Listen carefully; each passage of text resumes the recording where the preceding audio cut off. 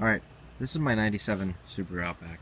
Now you know, these things are supposed to come with 4-cam, 2.5 liter engines. Dual overhead cam, you know, the ones that always blow head gaskets internally.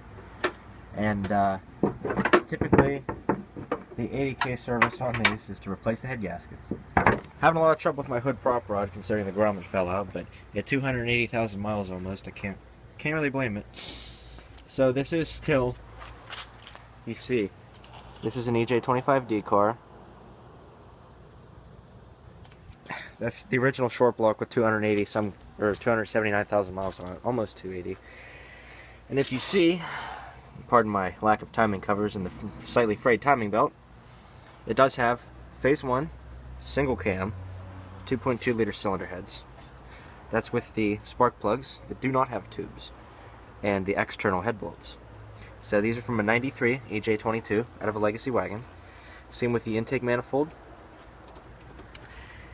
and the fuel injectors. We kept the fuel injectors from the 2.2. The coil packs are the same, so that really didn't matter. PCV valve's the same, that really doesn't matter. I added a T in the vacuum line there for the map sensor. EJ25D has EGR. This does not have EGR. There is no code for the EGR because I left the solenoid plugged in. Simple as that. So, people saying that you cannot put a 2.2 without EGR into a car that is originally equipped with EGR. Now, understanding that it, you know, in your state, the emissions laws may prohibit removing such equipment. But you can do it, you can not have a check engine light. So if you live in a county where the emissions testing is not done, you shouldn't have a problem. The throttle body is still from the EJ25, all the sensors and shit. The harness I swapped over. The plug wires are RC22 plug wires to fit the heads. The cam sensor is in roughly the same location. That is the 2.5 liter cam sensor, but it bolts straight in. The pattern on the cam gear is the same, so it runs no problem at all. So I really am hoping this is the original short block because of how nicely it runs. 279, 596.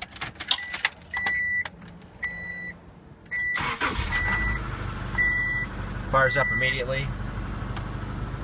AC is blowing cold.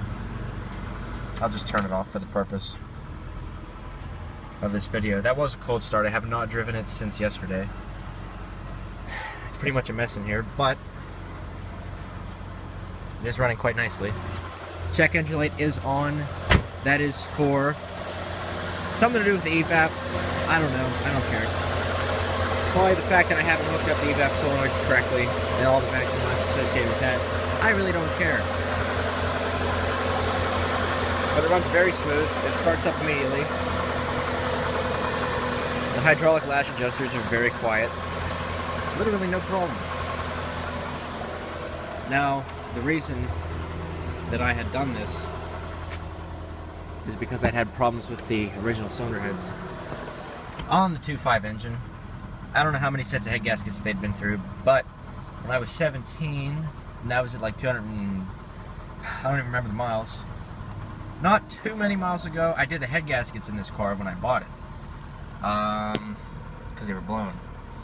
And when I put the cams back in, I really did not pay attention to where the lash adjuster buckets went. I hate them shim under bucket type lash adjusters.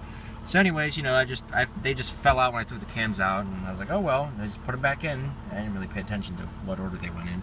Ran good for a while, and it started misfiring, and it got worse and worse and worse, and there was no compression in cylinder number 1, and there was weak compression in cylinder number 2. So the exhaust valves had decided to take a vacation at that point. Probably burnt because I had the wrong lash adjusters in there, and it was, you know, the lash was too tight. But that's fine.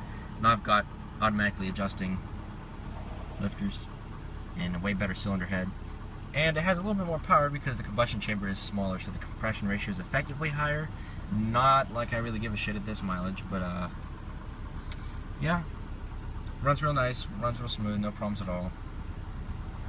ABS lights on because I took the fuse out because it was acting up.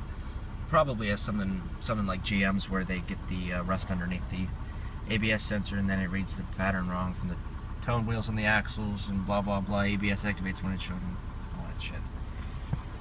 But doing pretty good. This is my daily driver. It's a 2010 Legacy 6-speed. So this is just mainly a winter car right now. It's not looking too bad.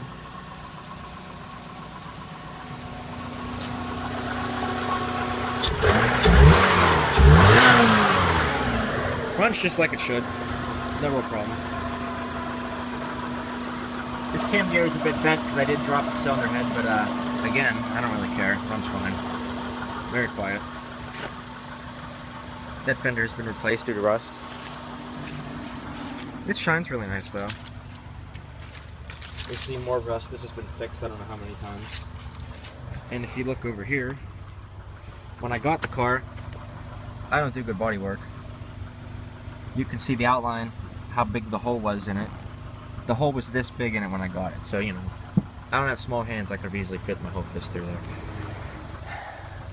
It's lifted on Forster struts, has two 15-75-15 General Grabber all-terrains. I'd like to paint the wheels black, but that'll be for another day. But yeah, rides really nice, runs really nice. It's starting to rain. Get the fuck out of here.